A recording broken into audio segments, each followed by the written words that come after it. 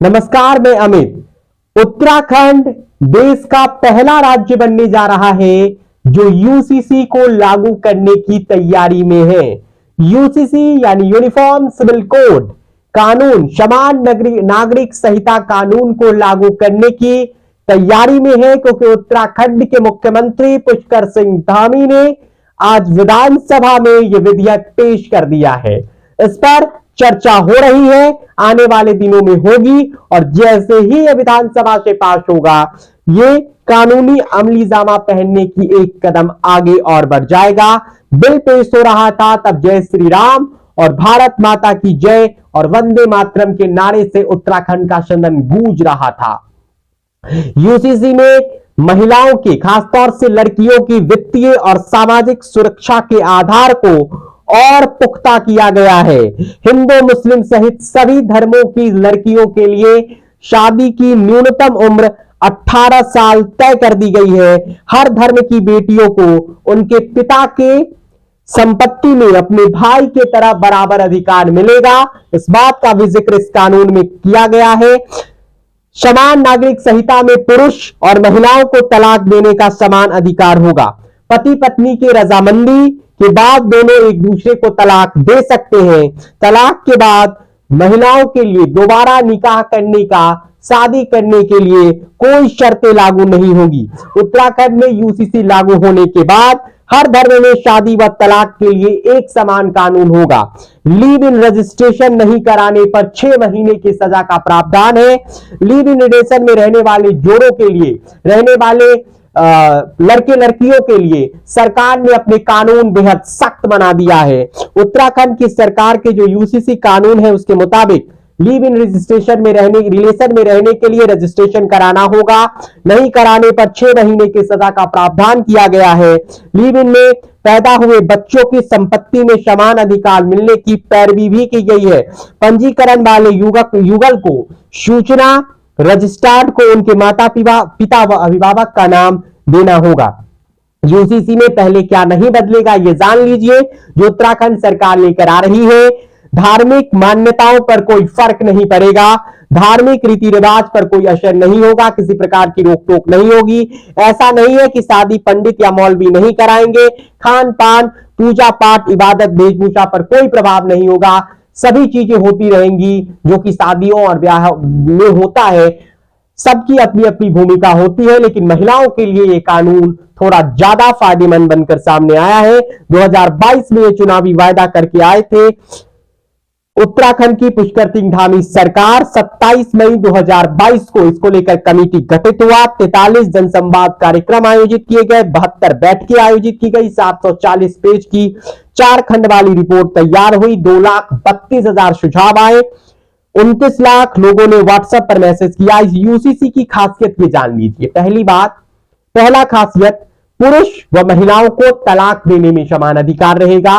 दूसरा खासियत, live in relationship को डिक्लेयर करना जरूरी होगा। यानी शादी से पहले जो लड़के लड़कियां एक साथ रहती है उसे डिक्लेयर करना, उसे घोषित करना अनिवार्य होगा। अगर ऐसा नहीं करते हैं तो 6 महीने की सजा का प्रावधान भी रखा गया है। लिव इन रजिस्ट्रेशन नहीं कराने पर 6 माह का सजा होगा। लिव इन में बच्चों को जो पैदा होंगे उन्हें संपत्ति में समान अधिकार होगा। महिलाओं को दोबारा विवाह करने पर कोई रोक नहीं रहेगी। बहु विवाह पर रोक रहेगा। पति या पत्नी के जीवित रहते दूसरी शादी आप नहीं कर सकेंगे। सख्त फैसला लिया है पुष्कर सिंह धामी सरकार ने।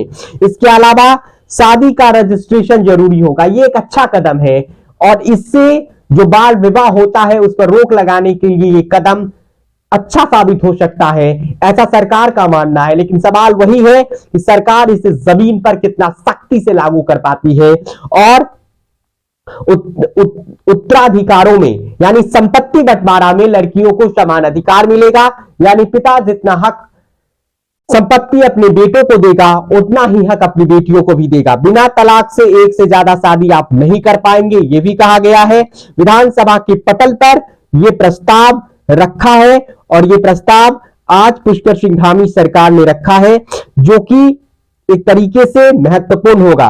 इससे पहले आपको बता दें कि गोवा में यूनिफॉर्म सिविल कोड लागू है। तो गोवा और उत्तराखंड में जो यूनिफॉर्म सिविल कानून लागू है। उत्तराखंड में हालांकि अभी लागू करने की तैयारी है, इस पर बहस होगा, इस पर चर्चा होगी, और अगर ये पास हो जाता है, विधानसभा में बीजेपी के पास बहुमत है, कोई दिक्कत नहीं होनी चाहिए, तो ये आजादी के बाद शायद उत्तराखंड भारत का पहला राज्य बन जाएगा। फिलहाल जो यूसीसी गोवा में लागू है उसकी जानकारी आपको दे दे। प्रत्येक पति पत्नी को स्वामित्व अथवा जमीन अर्जित जमीन पर बराबरी का हक है। तलाक मामले में संपत्ति का आधा हिस्सा पाने का अधिकार है। माता पिता अपने बच्चों को विरासत से बेदखल नहीं कर सकते हैं। जिन मुस्लिम पुरुषों की शादियां पंजीकृत है वो बहु विवाह नहीं कर सकते हैं। मौखिक तलाक का कोई प्रावधान नहीं है, जैसा कि हमने 3 तलाक के बारे में देखा था, जिसे मोदी सरकार ने खत्म कर दिया और सजा का प्रावधान रखा था।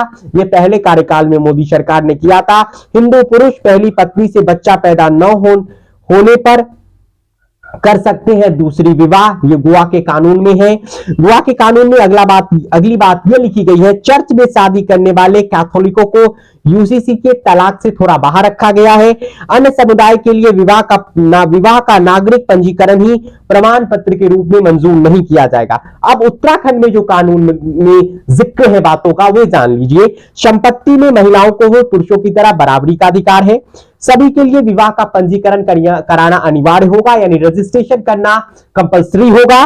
पति पत्नी के जीवित रहते दूसरी शादी नहीं हो सकती है। सभी समुदाय के युवतियों को विवाह की उम्र समान रखी गई है, यानी सभी धर्मों की लड़कियों के लिए शादी का एक न्यूनतम उम्र सरकार ने तय किया है। लिव इन रिलेशनशिप का डिक्लेरेशन, यानी अगर आप किसी की लड़की एक साथ रहते हैं शादी से पहले, जिसे लिव इन रिलेशन कहा जाता है, वे इसका डिक्लेरेशन उन्हें देना होगा।